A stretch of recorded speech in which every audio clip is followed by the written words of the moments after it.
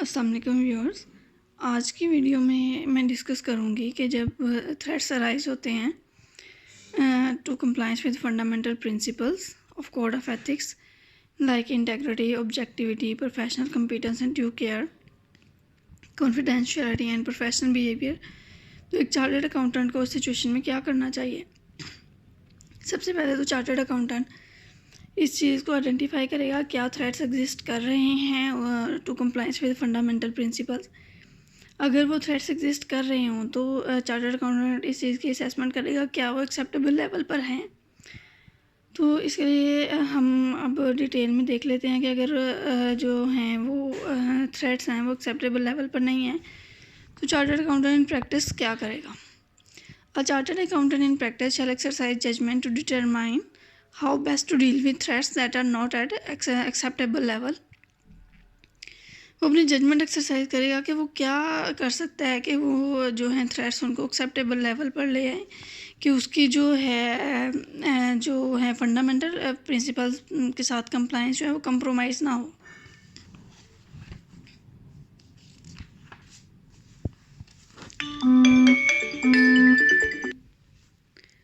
Whether by applying safeguards to eliminate the threat or reduce it to an acceptable level, or by terminating or declining the relevant engagement। तो जो chartered accountant in practice है वो देखेगा कि वो safe guard apply करके क्या इसको एलिमिनेट कर सकता है या रिड्यूस कर सकता है थ्रेट्स को, कि वो एक्सेप्टेबल लेवल पर आ जाएं। और अगर सेफ गार्ड अप्लाई करने के बाद भी जो थ्रेट्स हैं वो एक्सेप्टेबल लेवल पर नहीं आते या एलिमिनेट नहीं होते तो फिर चार्टर्ड अकाउंटेंट उस जो इंगेजमेंट है, रेलिवेंट इंगेजमेंट को डिक्लाइन कर देगा या टर्मिनेट कर देगा। In exercising this judgement at chartered accountant in practice shall consider whether a reasonable and informed third party weighing all specific facts and circumstances available to the chartered accountant at that time would be likely to conclude that the threats would be eliminated or reduced to an acceptable level by the application of the safeguards। तो इस judgement में जब ये judgement exercise करेगा chartered accountant तो उसको इस चीज़ को माइंड में रखना चाहिए कि क्या अगर एक थर्ड पार्टी हो और उसके पास ये सारे सर्कमस्टांसेस और फैक्ट्स अवेलेबल हों उसे, तो क्या वो इस कंक्लूजन पर पहुंचेगी कि ये जो है सेफ गार्ड अप्लाई करने के बाद जो थ्रेट्स हैं वो रिड्यूस हो गए, एक्सेप्टेबल लेवल पर आ गए हैं। इस लेवल पर एक्सेप्टेबल लेवल पर आ गए हैं कि जो फंडामेंटल प्रिंसिपल्स के साथ कंप्लायंस है वो कंप्रोमाइज़ नहीं होगी। This consideration will be affected by matters such as the significance of the threat, the nature of the engagement and structure of the firm। तो ये जो हम कंसिड्रेशन देंगे ये किन चीज़ों से अफेक्टेड होगी कि सिग्निफिकेंस जो थ्रेट है वो कितना सिग्निफिकेंट है, जो हम इंगेजमेंट परफॉर्म कर रहे हैं वो किस नेचर की है, क्या वो एश्योरेंस इंगेजमेंट है, रिव्यू इंगेजमेंट है या अदर इंगेजमेंट्स हैं, और जो फर्म का स्ट्रक्चर है वो क्या है। अब ये तो है कि इसमें हम लोगों ने डिस्कस किया कि एक ऑडिटर को क्या करना चाहिए जब थ्रेट्स आइडेंटिफाई होते हैं। तो उन सेफ गार्ड्स को देख लेते हैं कि वो कौन से सेफ गार्ड्स होंगे जो कि चार्टर्ड अकाउंटेंट इन प्रैक्टिस जो है वो अप्लाई कर सकता है एलिमिनेट करने के लिए या रिड्यूस करने के लिए थ्रेट्स को एक्सेप्टेबल लेवल पर। तो हम देख लेते हैं कि वर्क इन्वायरमेंट में फर्म में जो हैं वो सेफ गार्ड्स वो कौन से हैं जो कि चार्टर्ड अकाउंटेंट अप्लाई कर सकता है। उसके कुछ एग्जांपल्स हैं हमारे पास। Leadership of the firm that stresses the importance of compliance with the fundamental principles. देखो जो फर्म की लीडरशिप है, जो कि फर्म को जो हैं पर्सन्स लीड कर रहे हैं वो इस चीज़ की इम्पोर्टेंस को स्ट्रेस करेगी, उस पर जोर देगी कि जो मेंबर्स हैं जो कि इंगेजमेंट्स परफॉर्म कर रहे हैं, अश्योरेंस इंगेजमेंट या अदर इंगेजमेंट्स जो परफॉर्म कर रहे हैं, जो कि मेंबर हैं एक रेगुलेटरी बॉडी के ICAP के, वो फंडामेंटल प्रिंसिपल के साथ कंप्लाई करें। Leadership of the firm that establishes the expectation that members of an insurance team will act in the public interest. तो वो जो लीडरशिप है ऑफ द फर्म वो इस्टेब्लिश करेगी, उनकी एक्सपेक्टेशंस होंगी जो कि मेंबर हैं इंश्योरेंस टीम के वो पब्लिक इंटरेस्ट में एक्ट करें, वो अपने सेल्फ इंटरेस्ट को अपने सेल्फ इंटरेस्ट को पब्लिक इंटरेस्ट पर प्रेफर ना करें। तो ये जो फर्म है इसकी जो पॉलिसीज़ एंड प्रोसीजर्स होंगे, जो इसकी ट्रेनिंग होगी अपने एम्प्लॉयज़ की, अपने पार्टनर्स की, टीम मेंबर्स की ट्रेनिंग की, वो इस तरह से की जाएगी कि जो है वो मेंबर्स हैं वो एक्ट करें पब्लिक इंटरेस्ट में। Policy and procedures to implement and monitor quality control of the engagement, यानी कि फर्म में पॉलिसी एंड प्रोसीजर्स एग्जिस्ट करेंगे जो कि जो फर्म है वो इम्प्लीमेंट करेगी उन पॉलिसीज़ एंड प्रोसीजर्स को, जो कि मॉनिटर करेंगे quality control of the engagement. यानी कि अगर जो इंगेजमेंट्स परफॉर्म की जा रही हैं उनका जो है वो क्वालिटी कंट्रोल का जो है मॉनिटर किया जाएगा कि क्या जो इंगेजमेंट्स हैं उनकी क्वालिटी एज़ पर स्टैंडर्ड्स है, as per technical and professional standards है, लीगल एंड रेगुलेटरी जो एक्ट्स हैं उनके अकॉर्डिंगली ही ये परफॉर्म की जा रही हैं जो एश्योरेंस इंगेजमेंट्स हैं। तो ये policies and procedures firm wide establish किए जाएंगे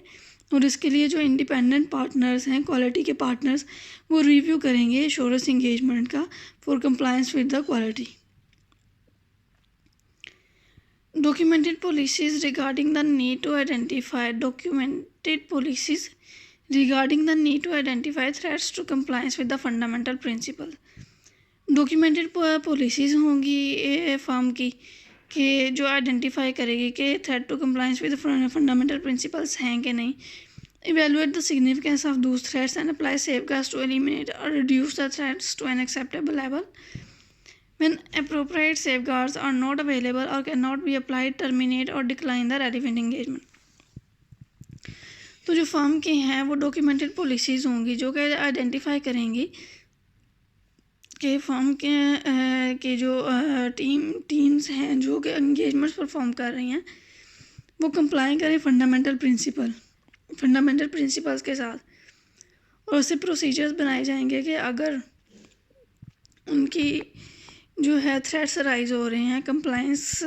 में फंडामेंटल प्रिंसिपल्स के साथ, तो वो टाइमली इन्फॉर्म किए जाएं या वो टाइमली आइडेंटिफाई कर लिए जाएं कि कौन से थ्रेट्स आइडेंटिफाई हुए हैं और उनको एलिमिनेट करने के लिए सेफगार्ड्स अप्लाई किए जाएं। सपोज़ एक टीम मेंबर है, उसका जो है एश्योरेंस क्लाइंट है, उसमें उसका इमीडिएट फैमिली मेम्बर CFO है, तो थ्रेट राइज हो जाएगा, फीमेलियरिटी थ्रेट राइज होगा। तो इसको रिड्यूस कैसे किया जा सकता है या एलिमिनेट कैसे किया जा सकता है कि उस टीम मेंबर को एलिमिनेट कर दिया जाए, उस टीम मेंबर की रिप्लेसमेंट में कोई ऐसा टीम मेंबर लेकर आया जाए जिसका पर्सनल या क्लोज रिलेशनशिप ना हो एश्योरेंस क्लाइंट के साथ, या जो काम वो परफॉर्म करेगा टीम मेंबर उस काम को इंडिपेंडेंटली रिव्यू कर लिया जाए, इंडिपेंडेंट पार्टनर एंगेजमेंट पार्टनर उस काम को रिव्यू कर ले। तो इस तरह से उसको एलिमिनेट किया। और अगर एलिमिनेट नहीं किया जा सकता या रिड्यूस नहीं किया जा सकता थ्रेट को एक्सेप्टेबल लेवल पर, तो फिर उस एंगेजमेंट को टर्मिनेट कर दिया जाए या डिक्लाइन कर दिया जाए, उस एंगेजमेंट को एक्सेप्ट ना किया जाए। Documented internal policies and procedures requiring compliance with the fundamental principles। Documented policies and procedures होने चाहिए जो कि रिक्वायर करें कि वो कंप्लाइंस करें फंडामेंटल प्रिंसिपल्स के साथ। जो पार्टनर्स हैं, एश्योरेंस टीम मेंबर्स हैं, मैनेजर्स हैं, वो कंप्लाइंस करें। और अगर इन केस फंडामेंटल प्रिंसिपल्स के साथ कंप्लाइंस नहीं किया जा रहा, तो जब नॉन कंप्लाइंस आइडेंटिफाई हो तो उनको उसके अकॉर्डिंगली उनके अगेंस्ट एक्शन लिया जाए ताकि फ्यूचर में ऐसी नॉन कंप्लाइंसेस ना हो। Policies and procedures that will enable the identification of interest और रिलेशनशिप बिटवीन द फर्म और members of the engagement teams and clients. Policies and procedures establish करने चाहिए जो कि आइडेंटिफाई कर ले अगर किसी टीम मेंबर में और जो है एश्योरेंस क्लाइंट है उसमें कोई रिलेशनशिप एग्जिस्ट कर रहा है, तो वो आइडेंटिफाई कर लिया जाए। और आइडेंटिफाई अगर हो जाए तो फिर उसके जो रेमेडियल मेजर्स हैं या करेक्टिव मेजर्स हैं वो ले ली जाएँ कि अब नेक्स्ट इस सिचुएशन को डील कैसे करना है कि थ्रेट जो है वो एक्सेप्टेबल लेवल पर आ जाए। Policies and procedures to monitor and if necessary manage the reliance on revenue received from a significant client. Policies and procedure होने चाहिए जो कि इस चीज़ को मॉनिटर करें कि अगर कोई एक क्लाइंट है तो उस पर सिग्निफिकेंट रिलायंस ना हो उससे जो रेवेन्यू आ रहा है, क्योंकि जब सिग्निफिकेंट रिलायंस होता है किसी एक क्लाइंट पर कि जो कि जिससे में मेजर रेवेन्यू आ रहा होता है, तो वो सेल्फ इंटरेस्ट थ्रेट क्रिएट कर देता है। तो इसको टाइमली मॉनिटर कर लिया जाए और इसके जो हैं वो पॉलिसी एंड प्रोसीजर इस्टेब्लिश किया जाए और इन थ्रेट्स को एलिमिनेट करने के लिए सेफगार्ड्स अप्लाई किए जाएँ। Using different partners and engagement teams with separate reporting lines for provision of non-assurance services to an assurance client. अगर एक एश्योरेंस क्लाइंट को नॉन एश्योरेंस सर्विसेज दी जा रही हैं तो उसके लिए सेफगार्ड ये होगा कि डिफरेंट पार्टनर्स और डिफरेंट इंगेजमेंट टीम्स यूज़ कर ली जाएँ सेपरेट इंगेजमेंट्स के लिए एश्योरेंस एंड नॉन एश्योरेंस जो सर्विसेज हैं उनके लिए। Policies and procedures to prohibit individuals who are not members of an engagement team from inappropriately influencing the outcome of the engagement. Policy and procedure होने चाहिए जो कि इंडिविजुअल्स जो कि मेंबर्स नहीं हैं इंगेजमेंट टीम के वो इनअप्रोप्रिएटली इन्फ्लुएंस ना करें जो आउटकम है इंगेजमेंट का। सपोज़ अगर वो मेंबर जो कि इंगेजमेंट टीम का मेंबर नहीं है लेकिन उसका कोई पर्सनल रिलेशनशिप है या क्लोज रिलेशनशिप है क्लाइंट के साथ, तो वो उसको जो है टीम मेंबर्स उनको इन्फ्लुएंस ना कर सके उनके आउटकम को। इसके लिए फर्म को पॉलिसीज एंड प्रोसीजर्स इस्टेब्लिश करने चाहिए। Timely communication of a firm's policies and procedures including any change to them to all partners and professional staff and appropriate training and education on policies and procedures. तो जो है company firm जो policies and procedures बनाएगी उसको timely communicate कर देना चाहिए जो पार्टनर्स हैं और प्रोफेशनल स्टाफ है और उनकी ट्रेनिंग करनी चाहिए सो दैट उनको अंडरस्टैंडिंग हो के जो है पॉलिसीज़ एंड प्रोसीजर्स हैं जो फर्म के उनको फॉलो करना है रिलेटिंग टू अगर कोई भी उनका जो इंगेजमेंट टीम मेंबर्स हैं उनका कोई इंटरेस्ट है एश्योरेंस क्लाइंट में या इंगेजमेंट किसी क्लाइंट पर हो रही है उसमें अगर उनका इंटरेस्ट है और क्लोज रिलेशनशिप्स हैं तो उनको कैसे डील करना है और जो है फर्म में इस कैसे इंफॉर्मेशन प्रोवाइड करनी है ताकि उनको उन टीम मेंबर्स को जो है उसमें से टीम में से या तो एलिमिनेट कर दिया जाए रोटेट कर दिया जाए। Designating a member of senior management to be responsible for overseeing the adequate functioning of firm's quality control system. Senior management के किसी एक पर्सन को डेजिग्नेट कर देना चाहिए जो इस चीज़ के लिए रिस्पॉन्सिबल हो किसी फर्म का क्वालिटी कंट्रोल सिस्टम है वो एडिक्वेटली काम कर रहा है, टाइमली इंगेजमेंट्स जो हैं वो रिव्यू हो रही हैं क्वालिटी के लिए और जो उसमें वीकनेसेस आइडेंटिफाई होती हैं या नॉन कंप्लाइंसेस आइडेंटिफाई होती हैं तो क्या उसके लिए करेक्टिव मेजर्स लिए गए हैं, उसके लिए एडिक्वेट पॉलिसीज एंड प्रोसीजर्स को इस्टेब्लिश किया गया है। अगर पॉलिसीज एंड प्रोसीजर्स एग्जिस्ट नहीं कर रहे थे तो advising partners and professional staff of assurance clients and related entities from which independence is required. Professional staff को और पार्टनर्स को जो कि हैं अश्योरेंस क्लाइंट्स के उनको एडवाइस कर देना कि उन रिलेटेड एंटिटीज़ जो हैं वो क्लाइंट की उनसे इंडिपेंडेंट हैं कि नहीं और इंडिपेंडेंट रहना चाहिए। A disciplinary mechanism to promote compliance with policies and procedure जो है एक डिसिप्लिनरी मैकेनिज़्म होना चाहिए जिसे प्रमोट किया जाएगा कि जो पॉलिसीज़ एंड प्रोसीजर्स बनाए हैं कंपनी ने अवॉइड करने के लिए थ्रेट्स को या रिमूव करने के लिए non compliance threats to non compliance with fundamental principles कि उन पॉलिसीज़ एंड प्रोसीजर्स को फॉलो किया जाए। उसके लिए डिसिप्लिनरी मैकेनिज़्म होना चाहिए जो कि प्रमोट करे कंप्लाइंस को।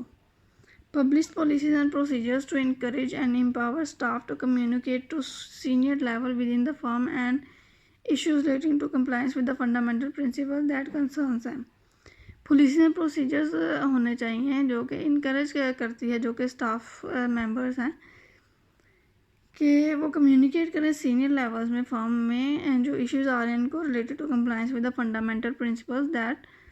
कंसर्न्स दैम कि अगर कोई भी थ्रेट अराइज होता है फंडामेंटल प्रिंसिपल्स की कंप्लाइंस में तो वो टाइमली इन्फॉर्म कर दें जो सीनियर लेवल के जो हैं पर्सन्स हैं फर्म में उनको होपफुली आपको मेरी ये वीडियो अच्छी लगी होगी। नेक्स्ट जो है वीडियोस देखने के लिए मेरे चैनल को लाइक एंड सब्सक्राइब करें। Thanks for watching.